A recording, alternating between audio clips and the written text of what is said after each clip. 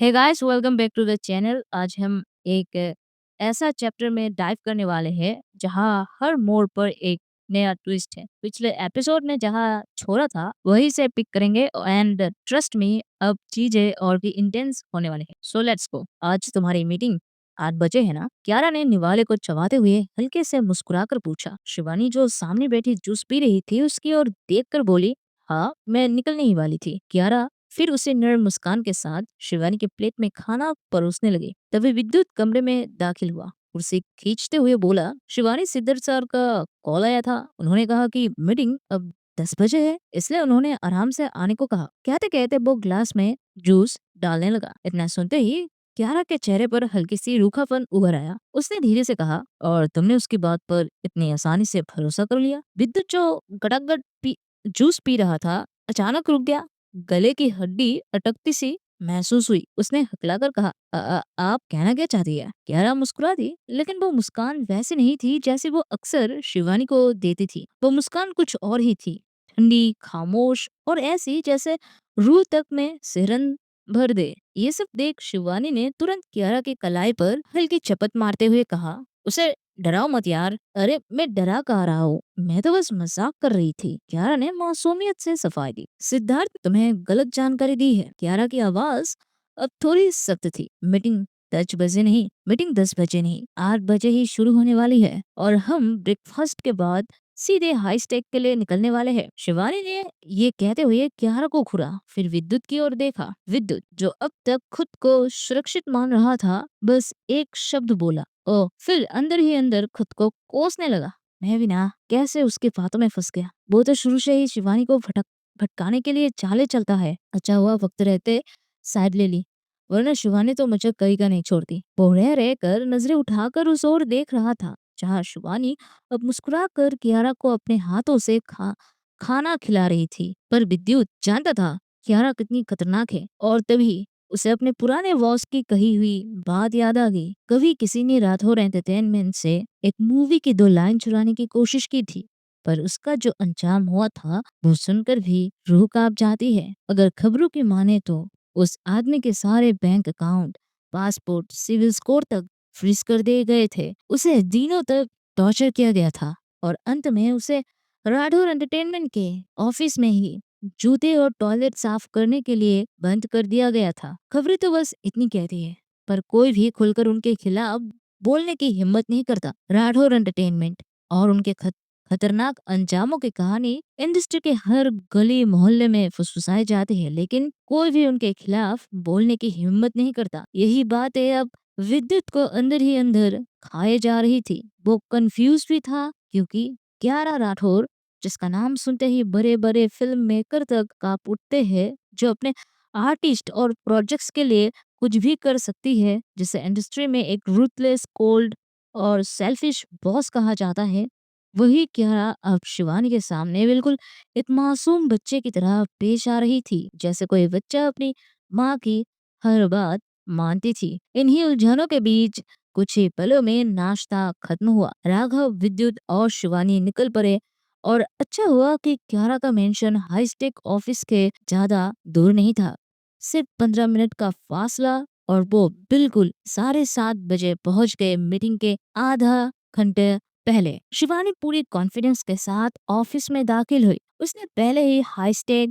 उनके स्टाफ और business practice के बारे में जानकारी इकट्ठा कर ली थी। उसे पता था कि हाईस्टेक को देर से आने वाले लोग बिल्कुल पसंद नहीं है। उनका ये रूल इतना सख्त है कि पहले भी वो कई अभिनेत्रियों और मॉडल्स के साथ डील्स कैंसिल कर चुके हैं, और शिवानी ये गलती नहीं करना चाहती थी। उसे ये मौका हाथ से जाने नहीं देना था, क्योंकि उसे वापस अपनी पुरानी पहचान, अपनी खोई हुई जगह पानी थी। और वो जानती थी अब की बार वो अकेली नहीं है, अब क्यारा उसके साथ है। वो क्यारा के साथ कंधे से कंधा मिलाकर चलना चाहती थी, और उससे भी ज्यादा अब वो क्यारा को खोना नहीं चाहती थी। वो चाहती थी कि जो भी उसके पास है उसे कसकर थामे रखे, कहीं वो फिसल ना जाए, कहीं वो फिर से छूट ना जाए। जैसे ही शिवानी और उसकी टीम हाईस्टेक ऑफिस के ग्लास दरवाजों से भीतर दाखिल हुए। सामने से एक लड़की तेज कदमों से आती नजर आई। उसने ब्लैक पैंट पहन रखा था, लाल लिपस्टिक उसके होठों पर गहरी चमक रही थी और उसके लंबे बाल पोनीटेल में बंधी थी। उसकी चाल के साथ लहराते हुए पीछे झूल रही थी। वो सीधे शिवानी के पास आकर रुकी और एक हल्के मुस्कान के साथ बोली, हाय, तुम शिवानी सहगल हो ना? शिवानी ने उस लड़की को ध्यान से देखा, फिर हल्के से सिर हिलाते हुए जवाब दिया, हाँ। लड़की ने तुरंत अपना हाथ बढ़ाया। गुड, मेरा नाम रिया रस्तोगी है। मैं मैडम श्वेता की डिप्टी सेक्रेटरी हूँ। शिवानी ने भी सहजता से हाथ मिलाया और कहा, हेलो, मैं शिवानी, आपसे मिलकर अच्छा लगा। रिया ने हाथ पीछे खींचते हुए कहा, अभी मैं ऊपर फ्लोर से ही आपको देख रही थी। मैडम ने कहा है कि मैं आपको सीधे उनके ऑफिस ले जाऊं। शिवानी ने थोड़ा सिर झुकाया, मुस्कुराते हुए कहा, ठीक है, तो चलिए। और इसके साथ ही शिवानी, राघव और विद्युत रिया के पीछे पीछे हाई स्टेक के उस कॉरिडोर में गुजरते हुए मैडम श्वेता के ऑफिस की ओर बढ़ गए। हर दीवार पर सजी monotone art wall, glass cabin से झांकते हुए निगाहें और हवा में तैरती प्रतिस्पर्धा की ठंडक शिवानी को हर कदम पर याद दिला रही थी कि आज का दिन उसका टेस्ट है। तकरीबन 5 मिनट की खामोशी के बाद शिवानी और रिया पहुंच चुकी थी मैडम श्वेता के ऑफिस के दरवाजे पर। विद्युत और राघव बाहर ही खड़े थे, जैसे ही ऑपरेशन थिएटर के बाहर इंतजार करता परिवार। जैसे ही शिवानी अंदर दाखिल हुई, उसने देखा श्वेता अपने लैपटॉप पर बहुत बेहद ध्यान से काम कर रही थी। उनकी आंखों में प्रोफेशनल शार्पनेस थी और चेहरे पर बर्फ से गंभीरता। लेकिन जैसे ही उन्हें किसी के आने का एहसास हुआ, उन्होंने धीरे से लैपटॉप बंद किया, सिर उठाया और कहा, ओह शिवानी, तुम आ गई, आओ बैठो ना। शिवानी शिष्टता से बैठ गई। रिया एक हल्की मुस्कान के साथ बाहर चली गई। लेकिन जैसे ही दरवाजा बंद हुआ, श्वेता ने जो कहा उससे शिवानी को कुछ पलों तक चौंक गई। शिवानी, शिवानी, तुम्हारी प्रोफाइल देखकर यही लगता है कि तुम एक न्यू कॉमर मॉडल हो। वो बात पूरी करने लगी।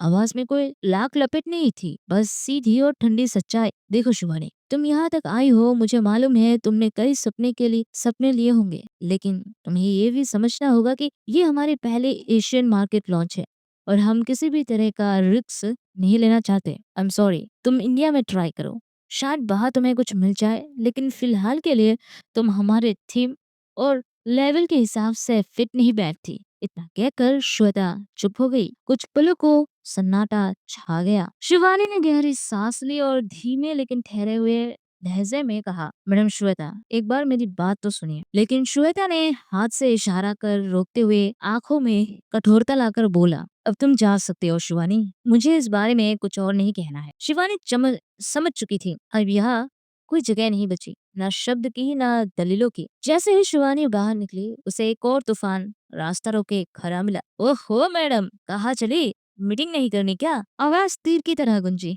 आयना ब्लैक शिमर ब्लेजर में लिपटी वही तीखी मुस्कान लिए, उसके चेहरे पर छलकती बदतमीजी और आंखों में बसी जलन सब खुलेआम थे। अरे हाय राम, मैं तो भूल ही गई थी।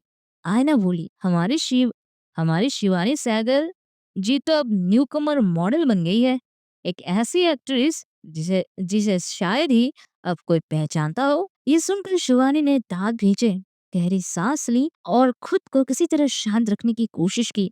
लेकिन आईना कहाँ रुकने वाली थी। अब इंडिया जाकर क्या बोलोगी कि जर्मनी गई थी पर रिजेक्ट कर दिया, या फिर कि बीमार हो गई थी और नाटक करने लगी। पास करे आईना के कुछ स्टाफ दबी दबी हंसी हंसने लगे, जैसे किसी को बेइज्जती उनका सुबह का ब्रंच हो। शिवानी का चेहरा अब गर्म हो चला था, लेकिन उसने एक पल को फिर खुद को संभाला, आंखें उठाई और सीधे आईना को देखते हुए कहा, बस आईना, अपनी ये गंदी जुबान अपने पास रखो। कौन कब कहा और क्या करेगा ये वक्त बताएगा, तब तुम्हारी ये हंसी तुम्हारे चेहरे पर टिकेगी नहीं। इतना कहकर शिवानी ने पलटी मारी और बिना पीछे देखे तेज कदमों से निकल गई। आईना पीठ पीछे मुंह चिराते हुए बरबराई, उफ, नकचरी कही के। अच्छा ठीक है, तू भी देख, मैं भी देख लूंगी। जैसे ही शिवानी अपनी गाड़ी के पास पहुंची, उसने एक दम घुटी हुई चीख मारी, फिर छाती पकड़कर गहरी गहरी सांसें लेने लगी। उसकी सांसें उखड़ रही थी और आंखें छलकने लगी थी। खुद से बड़बड़ाते हुए वो बोली, क्या सोच के ये कदम रखा था और क्या हो गया मेरे साथ? कम आका था मैंने इस आईना को, अब कुछ करना ही होगा। लेकिन इतना कहते कहते उसने एक बार फिर जोर से चिल्ला दिया, जैसे उस चीख में अपने सारे टूटे सपनों की आवाजें भर दी हो। वो दरवाजे से टिक गई और तब उसकी आंखों से आंसू बह रहे थे, मगर कोई भी आहट उसे सोचने से रोक नहीं पा रही थी। तभी शिवानी विद्युत दौड़ता हुआ आया, चेहरा घबराया हुआ था। एक बड़ी गड़बड़ हो गई है। शिवानी ने आंसू पोंछते हुए खुद को संभाला। क्या क्या हुआ? विद्युत ने हाफते हुए कहा। वो अभी अभी जो तुम्हारी और आयना की बहस हुई थी ना, उस कमीनी ने उसका वीडियो बना लिया और अपने सोशल मीडिया अकाउंट पर डाल दिया। अब इंडिया में तुम्हारी पूरी तरह से बेइज्जती हो रही है। शिवानी कुछ पल चुप रही, चेहरा भाव शून्य पर आंखों में आंधिया। फिर उसने अचानक सीधी होकर कहा, छोड़ो मीडिया को, चलो मुझे एक जगह जाना है। विद्युत बीच में बोल पड़ा। क्या?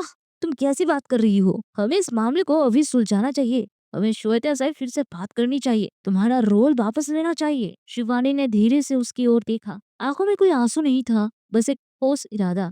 नहीं विद्युत, अब मैं किसी से कुछ नहीं मांगूंगी। अब वक्त है कि लोग खुद मेरे पास आए। गाड़ी का दरवाजा खुला। शिवानी ने लंबी सांस ली, फिर थक कर पीछे की सीट पर बैठ गई। विद्युत भी उसके साथ बैठ गया और राघव ने ड्राइविंग सीट पर आकर गाड़ी स्टार्ट कर दी। लेकिन उन्हें क्या पता था कि उस वक्त ऊपर की बिल्डिंग से कोई उन्हें देख रहा था। टेरेस पर खड़ी थी आयना और उसके साथ खड़ा था उसका पर्सनल असिस्टेंट सिद्धार्थ। नीचे गाड़ी में बैठते शिवानी को देखते हुए आयना की आंखों में चमक और चेहरे पर विजयी मुस्कान थी। देख रहे हो सिद्धार्थ, आयना का कमाल? सिद्धार्थ ने कुछ संकोच के साथ जवाब दिया। हाँ, देख तो रहा हूँ, लेकिन आप पक्के तौर पर ये मानती है कि आपने सही फैसला लिया? आखिर सीईओ सर ने तो खुद शिवानी को भेजा था ताकि उसकी पॉपुलैरिटी का फायदा हो शूट को, और आपने उसे बाहर कर दिया। आयना पलटी। उसके चेहरे पर अब नाराजगी थी। कहना क्या चाहते हो कि मुझे किसी की भीख के फॉलोअर्स की जरूरत है? अगर सीईओ सर ने भेजा भी था तो क्या मैं उनकी कठपुतली हूँ? मैं खुद एक ब्रांड हूँ सिद्धार्थ, और अपने ब्रांड के आगे मैं किसी शिवानी को नहीं रख सकती। वो मुस्कुराई, लेकिन वो मुस्कान जहर से भी कहीं ज्यादा कड़वी थी। वैसे भी मुझे तो बस ये देखना था कि वो रोती हुई टूटती हुई कैसे बाहर जाती है, और मैंने वो देख लिया। सिद्धार्थ उसकी ओर देखता रहा। एक तरफ उसका लॉयल्टी उसे रोक रहा था, दूसरी तरफ वो जानता था आईना की आग अब किसी हद तक जा चुकी थी। आईना की आग अब किसी भी हद तक जा चुकी थी, और शायद अब इस लड़ाई में सिर्फ करियर नहीं, इंसानियत भी दाव पर लग चुकी थी। तो दोस्तों, ये थी आज की एपिसोड। उम्मीद है आपको पसंद आई होगी। अगर हाँ तो एक लाइक जरूर कर देना और एक कमेंट भी ड्रॉप करो। मुझे आपकी राय जानना अच्छा लगेगा। और हाँ, सारे जीएल फैंस के लिए एक बिग ब्रेकिंग न्यूज है यारो। अगर आपको जीएल सीरीज देखने में मजा आता है तो लिंग ओम के brand new series only you the series का एपिसोड 1 रिलीज हो चुका है। जो भी यार देखना चाहते हो अभी जाके चेकआउट करो। Trust me, you won't regret it. और जो भी यार ओनली यू के फैंस हो और ऑलरेडी देख लिया है तो कमेंट्स में एक रेड हार्ट्स देना, अगर नहीं देखा है तो एक ब्लैक हार्ट देना। जाते जाते जो भी हॉरर मूवीज के फैंस हो एक बार कम्युनिटी टैब जरूर देख के जाना। मैंने वहाँ एक स्पेशल पोल रखा है। तो ये रही आज की बात। मिलते हैं कल, तब तक के लिए bye bye. I love it.